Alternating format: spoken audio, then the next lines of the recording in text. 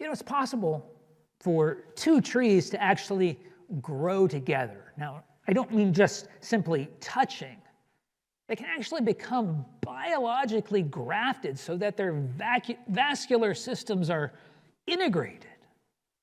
Even though they sprouted from separate roots, they maintain distinct genetic identities, they can begin to function in many ways as one tree. We have to understand that something similar to that is supposed to happen in marriage. Now, you might consider this a sappy analogy, and it most certainly is. But it helps us understand God's reason for setting this limitation of adultery. Jesus recalls it in Matthew 5:27. Take a look. He says, "You've heard that it was said, 'You shall not commit adultery.'" So God draws the line by saying that a married person should not have sex with someone other than their spouse. And like I was talking about with that goat, some people reject that limitation. They say it's oppressive, that it's arbitrary. And yet I think even for those of us who affirm it, sometimes it's tempting to view it in a very superficial way that allows us to excuse other behavior that pushes that boundary. Now, we'll come back to that thought in a moment. But first, we just need to see that this prohibition of adultery is based upon the spiritual reality of what marriage is. Going back again to Genesis 2 tells us about how God made Eve and brought her to Adam in the Garden of Eden. And then verses 24 and 25 of that chapter define marriage this way. It says, "Therefore a man shall leave his father and his mother and hold fast to his wife, and they shall become one flesh." And it says, "The man and his wife were both naked and were not ashamed." So in biblical marriage, one man and one woman are supposed to become one flesh, even though they have different family roots. God's design is for them to become united by growing together emotionally and spiritually. Paul talks about that in Ephesians chapter 5, verses 28 through 30, about how he gives a very practical description of how that should shape their relationship. He says, "In the same way, husbands should love their wives as their own bodies. He who loves his wife loves himself. For no one ever hated his own flesh, but nourishes and cherishes it, just as Christ does the church, because we are members of his body." And so you see the connection here. The reality of being one flesh should lead a husband to selflessly love his wife. Now, of course, that care should be mutual. But Paul particularly challenges men to follow the sacrificial example of Christ. He talks about in this chapter that they have a responsibility to lead their wives by providing for them, protecting them with gentleness, warmth, and compassion. He talks about how wives should respond in a supportive way by respecting their husband's leadership, submitting to it. But there's more to this one flesh relationship. Over in 1 Corinthians chapter 7, verses 2 through 4, Paul relates it to a couple's sexual relationship. Now, there was a lot of immorality in the city of Corinth. And some Christians were reacting to that by saying that it would just be more spiritual, more holy, to abstain from sex completely. And so Paul refutes that idea here. He says, "But because of the temptation to sexual immorality, each man should have his own wife, and each woman her own husband. The husband should give to his wife her conjugal rights, and likewise the wife to her husband. For the wife does not have authority over her own body, but the husband does. Likewise, the husband does not have authority over his own body, but the wife does."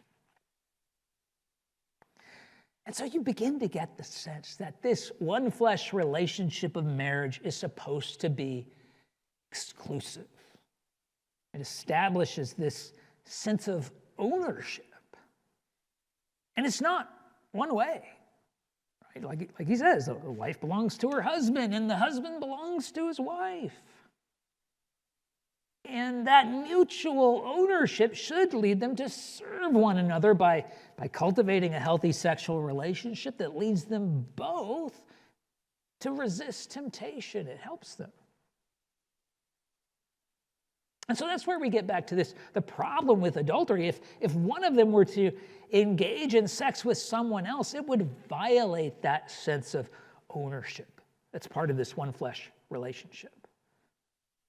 And yet there's more to it than that. As I mentioned, there was a lot of immorality in Corinth. The city was known for having a lot of temple prostitutes. And so while some of these people were arguing that they should avoid sex entirely, seems that there were other Christians, from what Paul says, who are trying to argue that what you do with your physical body doesn't really matter. Right? Because your relationship with Christ is all spiritual.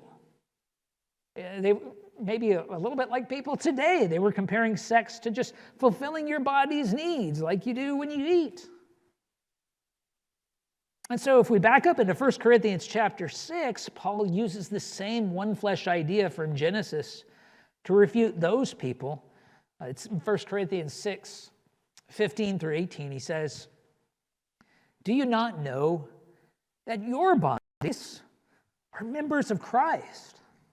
Shall I then take the members of Christ and make them members of a prostitute? Never. Or do you not know that he who is joined to a prostitute becomes one body with her? For as it is written, the two will become one flesh." Then he says, "But he who is joined to the Lord becomes one spirit with him. Flee from sexual immorality. Every other sin a person commits is outside the body, but the sexually immoral person sins against his own body." So we really get the idea here that God designed sex exclusively for the establishment of this one flesh relationship in marriage. And so Paul says here, even just one instance of intercourse with a prostitute creates some kind of bond. Any sexual activity outside of marriage joins people together, and so the connection may not be that deep, but when people have multiple partners, it causes some kind of damage. Right? It's like those trees grown together and then being ripped apart, together and ripped apart over and over.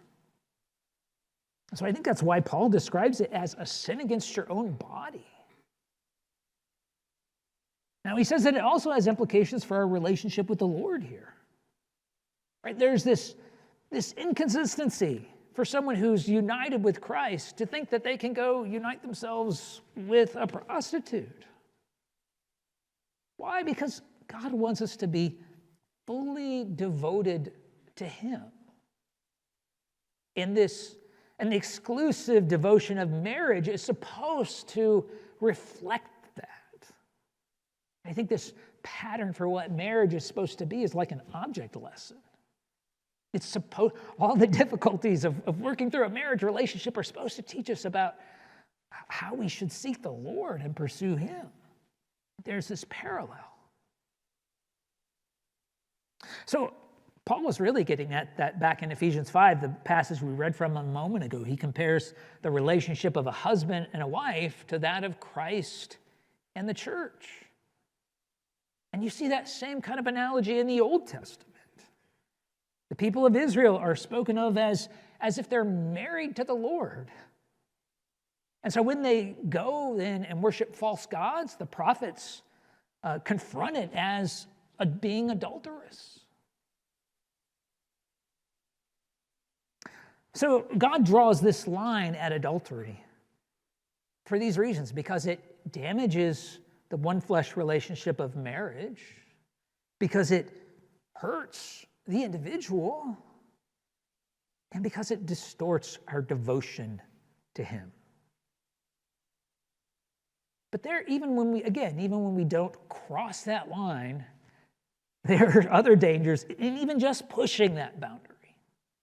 And that's what Jesus addresses next.